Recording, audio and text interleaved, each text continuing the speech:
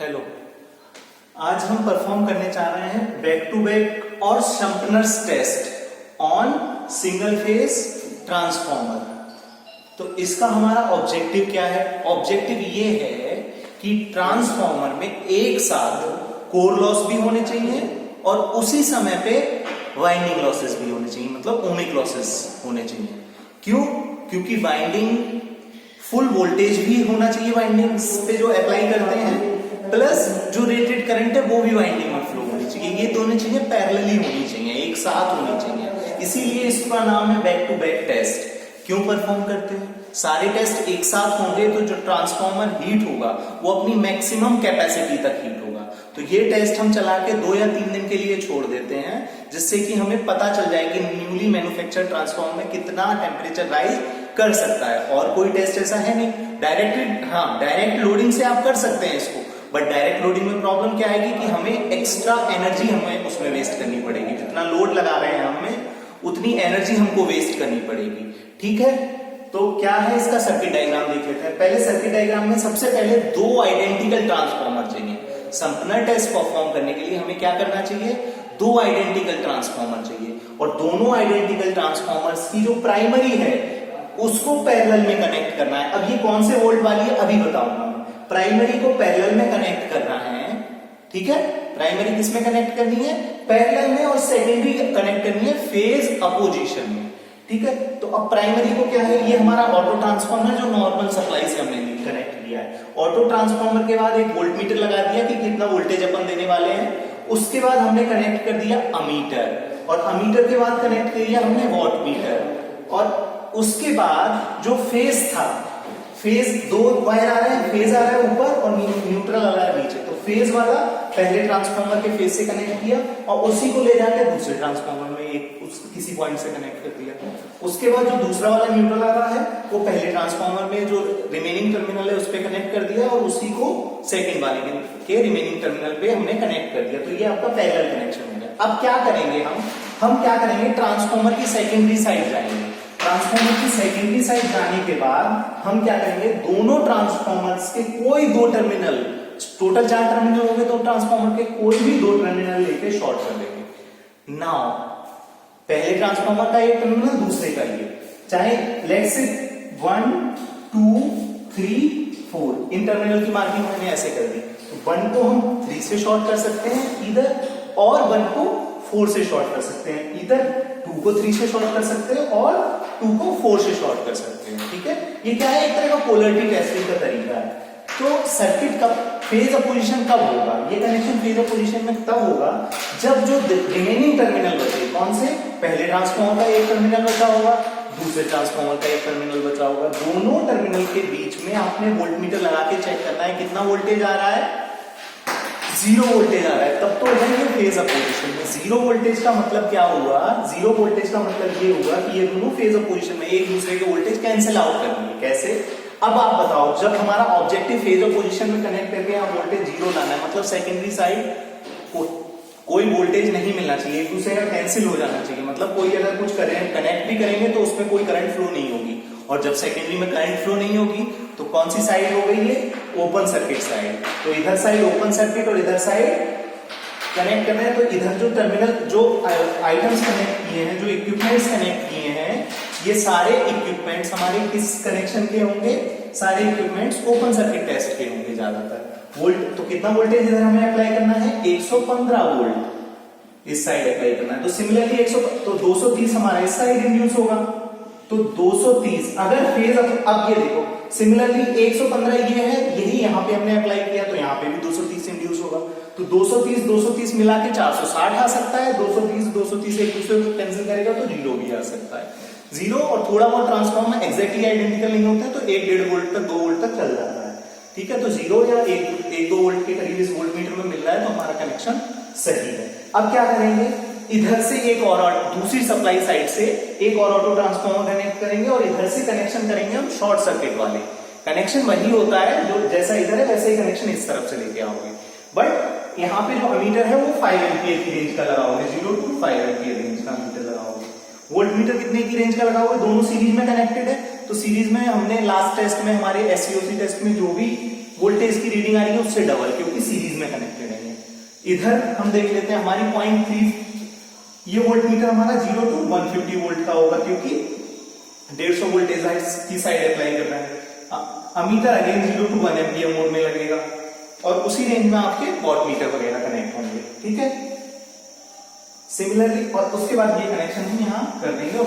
तो पहले क्या करेंगे, इधर से हमने रेटेड वोल्टेज अप्लाई कर दिया, यहाँ पे वोल्टेज 0 हो गया, तो वोल्टेज 0 आ गया, तो सेकेंडरी साइड को स्लोली वोल्ट मीटर को इस हिसाब से, स्लोली आप ऑटो ट्रांसफार्मर के नॉब को इस हिसाब से घुमाओगे कि आपकी करंट जो है इसमें सीरीज में है, तो सेम जो रेटेड करंट है 230 वोल्ट वाली साइड, वो करंट फ्लो कितनी 4.34 एम्पियर की करंट फ्लो होने लगे, तो वहां पे आपको रुक जाना है, ठीक है। तो जो वोल्टेज आएगी, रीडिंग आएगी, वो दोनों की सीरीज में आएगी। सीरीज में वोल्टेज जुड़ता है, करंट सेम रहता है, पैरेलल में आपकी करंट जुड़ जाती है।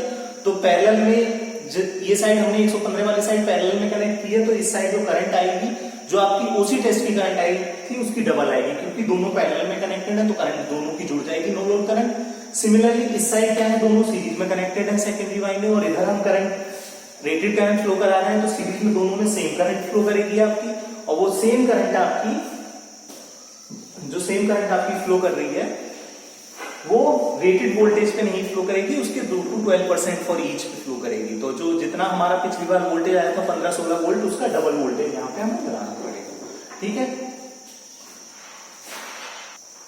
तो हम क्या है, यहाँ पे करंट का पाथ दे सकते हैं। करंट हमारी इस तरह से चलेगी, मान लो ये करंट आई, अब इसमें इधर से करंट एंटर कर रही है, लेट से ये डॉट है, ये डॉट है, ये डॉट है, और ये डॉट है, ठीक है।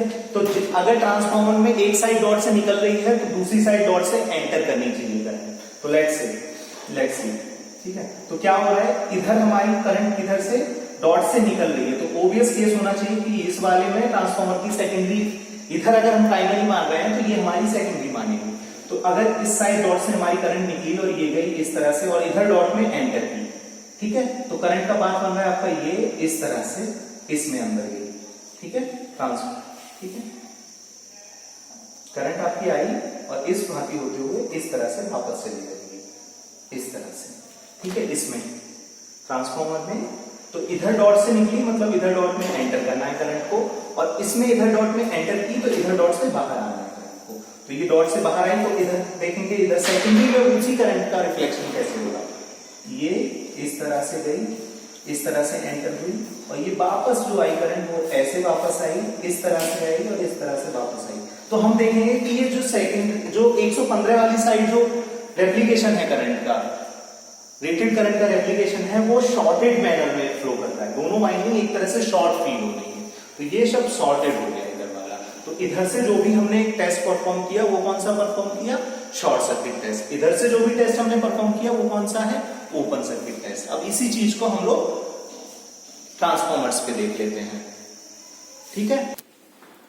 तो ये हमारा ऑटो ट्रांसफॉर्मर एक साइड का है, ये ऑटो ट्रांसफॉर्मर दूसरी साइड का है। ये हमारे दो ट्रांसफॉर्मर हैं, सेम रेटिंग के हैं, सेम कैपेसिटी के हैं। इस साइड के इंस्ट्रूमेंट्स देख लेते हैं। ये हमारा वॉट मीटर है, लो पावर फैक्टर वाला है, इस पे cos 5.2 लिखा हुआ है। ये हमारा वोल्ट मीटर लगा हुआ है, जो कि फुल रेंज इसकी 150 वोल्ट है। ये अदर साइड का वोल्ट मीटर है, जो कि 3060 वोल्ट का है, जिधर से हम शॉर्ट सर्किट का डाटा लेंगे। ये हमारा फुल रेंज का अमीटर है, 5 एम्पियर रेटेड करंट फ्लो कराने के लिए। और ये हमारा जो लो 1 और 2 एम्पियर वाला अमीटर है, और वॉट मीटर दोनों तरफ है हमारे पास। ये नॉर्मल पावर फैक्टर वाला है, जिसपे पावर फैक्टर कोई इंफॉर्मेशन नहीं है, और ये 0.2 पावर फैक्टर वाला है। तो ठीक है, अब इसको परफॉर्म करते हैं एक्सपेरिमेंट को हम लोग। तो क्या करना है, पहले अगेन दोनों ट्रांसफॉर्मर का फेज हमने शॉर्ट किया 215 वाली साइड। नीचे वाली जो साइड है वो 115 की साइड है।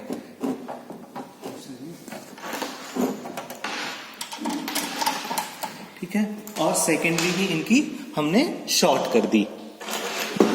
सॉरी, सेकेंडरी नहीं, जो दो टर्मिनल। अब ये दोनों ट्रांसफॉर्मर हमारे पैरेलल में हो गए। इस ट्रांसफॉर्मर 1 के प्राइमरी के फेजेस और न्यूट्रल दोनों हमने शॉर्ट कर दिए। इसका मतलब ये दोनों ट्रांसफॉर्मर किस में आ गए, हमारे दोनों ट्रांसफॉर्मर हमारे पैरेलल में आ गए। अब हम सप्लाई लेके जाते हैं। फेज वायर कनेक्ट करते हैं। सबसे पहले अगेन ऑटो ट्रांसफॉर्मर का फेज लिया, फेज को किस में कनेक्ट करना है, अमीटर में। अमीटर में 1 एम्पियर वाले में कनेक्ट करना है। अमीटर के 1 एम्पियर में कनेक्ट किए। अमीटर के 1 एम्पियर में कनेक्ट करने के बाद हमें किस में कनेक्ट करना है, वॉट मीटर की करंट कॉइल में। वॉट मीटर की करंट कॉइल में किस में एंटर करेंगे, अमीटर से निकलने के बाद एम में एंटर करेंगे और एल से निकलेंगे। एल से निकलेंगे और एम और सी को हमें शॉर्ट कर देना है। ये कॉमन है और ये मेन है, तो दोनों को शॉर्ट कर दिए। और वॉट मीटर से निकलेंगे, किस में जाएंगे, दोनों ट्रांसफॉर्मर के फेज में चले गए। अब बचा रिटर्निंग वाला। रिटर्निंग में हम ब्लैक वायर लगाएंगे। तो हमारा रिटर्निंग वाला ये था, जो कि दोनों में, ये रिटर्निंग वायर है, ये इधर आ गया। इससे कनेक्शन देना है हमें, रिटर्निंग वायर का कनेक्शन देना है वॉट मीटर के वी पर। और वॉट मीटर कितना वोल्टेज लगाने वाले हैं, 150 वोल्टेज लगाने वाले हैं, तो ये हमने लगा दिया है। ठीक है,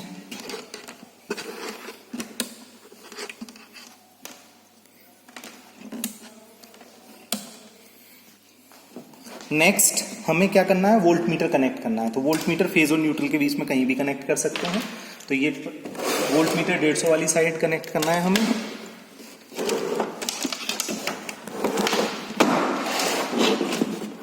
वोल्ट मीटर को, ये फेज वायर हमारा जा रहा है, ये फेज वायर यहां से ले लिया हमने और दूसरा न्यूट्रल में कनेक्ट करना है।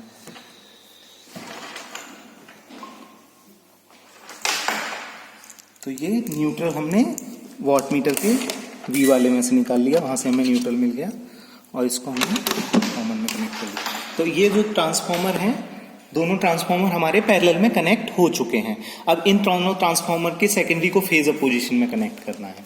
तो उसको करने के लिए पहले हमें क्या करना है, दोनों ट्रांसफॉर्मर के जो 230 वोल्ट वाले साइड हैं, 230 वोल्ट वाले साइड हैं, इनको हमें दोनों ट्रांसफॉर्मर के 230 वोल्ट वाले साइड में से किसी दो टर्मिनल को शॉर्ट कर देना है। चाहे इनको शॉर्ट कर लें, चाहे इनको शॉर्ट कर लें, या फिर इन दोनों को शॉर्ट कर लें, किसी को शॉर्ट कर लें। दोनों ट्रांसफॉर्मर के आपस में शॉर्ट नहीं करने हैं, एक ट्रांसफॉर्मर से दूसरे का कोई टर्मिनल शॉर्ट कर दिया। लेट्स से मैंने ये शॉर्ट कर दिया, ये दोनों ट्रांसफॉर्मर के न्यूट्रल शॉर्ट किए हैं। अब बाकी दो जो रिमेनिंग टर्मिनल हैं 230 के फेज वाले, एक ये और एक ये वाला, इन दोनों टर्मिनल के बीच में क्या होना चाहिए, वोल्टेज या तो 0 आना चाहिए या 460 आना चाहिए। ठीक है, तो उतना तो वो चेक करने के लिए क्या है, पहले तो हमें वोल्टेज अप्लाई करना पड़ेगा। तो हम सप्लाई ऑन करके वोल्टेज अप्लाई करते हैं प्राइमरी साइड पहले। तो हम धीरे धीरे वोल्टेज अप्लाई कर रहे हैं। 115 वोल्टेज हमारा अप्लाई होगा और ये हमारा 115 वोल्टेज आपका लग गया है।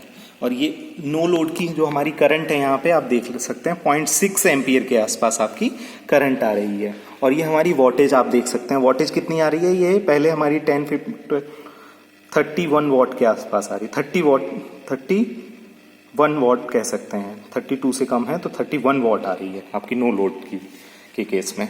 और ये हमारा वोल्टेज 115 वोल्टेज हमने अप्लाई किया है। अब हम देखते हैं कि सेकेंडरी में क्या होता है।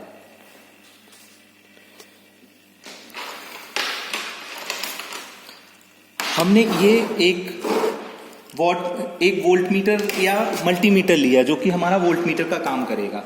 इस मल्टीमीटर में हमने नॉब को किस पे किया, एसी वोल्टेज वाले पे, यहाँ पे देखिए एसी वोल्टेज वाले पे किया। और कनेक्ट ये कहाँ होना चाहिए, वी वाले में होना चाहिए फेज वाला, और ये कॉमन हमेशा कॉमन में रहना चाहिए। ये जो रेड वाला है वो हमेशा वी में होना चाहिए। अब इन दोनों बाकी दोनों टर्मिनल के बीच का वोल्टेज चेक करते हैं हम लोग। ठीक है, तो ये दोनों हमारे टर्मिनल हैं, इनसे हम इन जो दोनों ट्रांसफॉर्मर के रिमेनिंग टर्मिनल्स हैं उस पर वोल्टेज चेक कर रहे हैं। तो ये वोल्टेज देखिए आप कितना आ रहा है, 1.65 वोल्ट आ रहा है। ठीक है, तो 1.65 वोल्ट मतलब ये दोनों जो ट्रांसफॉर्मर की 230 वोल्ट वाली साइड है, दोनों फेज ऑफ पोजीशन में कनेक्ट हो गई है। अगर यदि हमको इसे ट्रांसफॉर्मर की कनेक्ट कर दिए अब मैंने कनेक्शन चेंज कर दिया है। कनेक्शन आप देखिए, ये कनेक्शन था, इस कनेक्शन को मैं इधर कर देता हूं।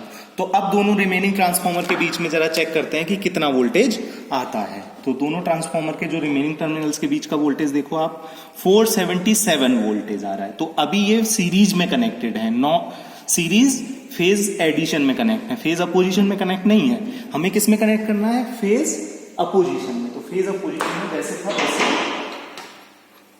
ठीक है। अब हम क्या करेंगे, कनेक्शन करेंगे किसके लिए? सेकेंडरी साइड से कनेक्शन करेंगे। सेकेंडरी साइड से कनेक्शन किया जाएगा, ठीक है। जो सेकेंडरी साइड का कनेक्शन है, सॉरी सेकेंडरी नहीं, 230 वोल्ट वाली साइड का कनेक्शन है, उसको किस में करना है? पहले अमीटर में एक एंट्री देंगे। जो शॉर्ट किया था फेज अपोजिशन के लिए, वो एड्रेस पहले अमीटर 5 एम्पियर में कनेक्ट किए इसको, इसके ऑटो ट्रांसफार्मर के फेज को 5 एम्पियर वाले अमीटर में कनेक्ट किए। अमीटर से निकले किस में जाएंगे? वॉट मीटर के एम में जाएंगे।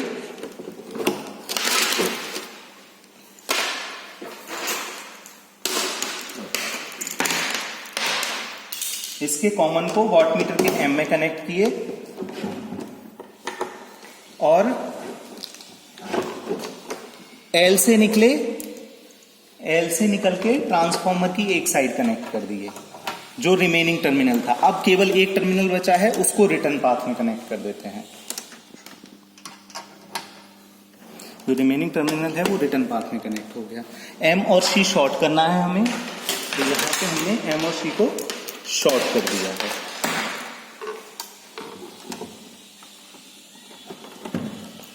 एम सी शॉर्ट कर दिया। नेक्स्ट, इधर कम वोल्टेज फ्लो होने वाला है, तो रिटर्निंग वायर में हमने, रिटर्निंग वायर मींस न्यूट्रल में वॉट मीटर का वी कनेक्ट किया। अब बचा हमारा वोल्ट मीटर। वोल्ट मीटर किन्हीं दो फेज और न्यूट्रल के बीच में लगा देते हैं। तो ये फेज में कनेक्ट किया हमने यहां पे, और नेक्स्ट हमने न्यूट्रल में इसको कनेक्ट किया।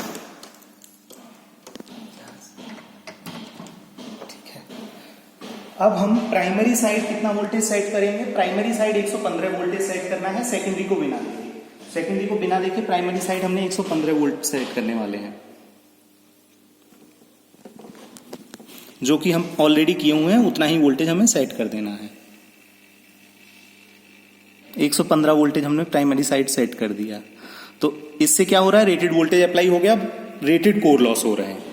अब जो हमने 230 वोल्ट वाली साइड है, उधर हमें 230 का 2 to 12% जब करंट रेटेड हो जाए, तो रेटेड करंट हमारी होगी, ऑन कर दिया सर, रेटेड करंट आपकी 4.34 एम्पियर होती है। तो 4.4 के अप्रोक्स जाते हैं। यहां पे आप देखेंगे तो बहुत कम वोल्टेज पे आपकी रेटेड करंट फ्लो हो जा रही है।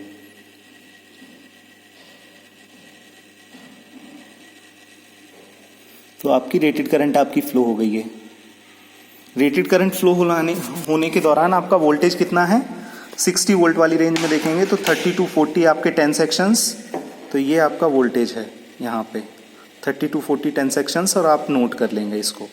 और नेक्स्ट आपके वोल्टेज आप नोट कर सकते हैं, कितने वॉट आ रहे हैं आपके, कितने आ रहे हैं वोल्टेज, वो भी आप नोट कर सकते हैं। ठीक है, तो ये 230 वोल्ट वाली साइड है, जो फेज अपोजिशन वाली साइड हमने सप्लाई दी। ये वॉट मीटर की रीडिंग, ये आपकी वोल्ट अप्लाइड वोल्टेज कितना है, और उस कंडीशन में हमारी रेटेड करंट 4.34 एम्पियर के अप्रोक्स आपकी करंट हो जाती है ये। ठीक है, और ये आपकी अप्लाइड साइड है। इधर हमने वोल्टेज अप्लाई किया है कितना, 115 वोल्टेज के अप्रोक्स वोल्टेज अप्लाई किया हमने। ठीक है, और इधर हमारा वोल्टेज आ रहा है, कितना वोल्टेज है, और ये हमारा अमीटर की रीडिंग है। ठीक है, तो ये हमारा सम्पनर टेस्ट कंक्लूड होता है। इसमें पैरेलली आपके ओमिक और कोर लॉस हो रहे हैं, जिससे हम इन दोनों इसको लगा के छोड़ सकते हैं रात भर के लिए, और जिससे कि हमारा टेम्परेचर राइज पता चल जाए। लेकिन यहाँ हम इसे नहीं परफॉर्म करेंगे, क्योंकि कांस्टेंट सुपरविजन में होना चाहिए वो। ठीक, थैंक यू फॉर वॉचिंग।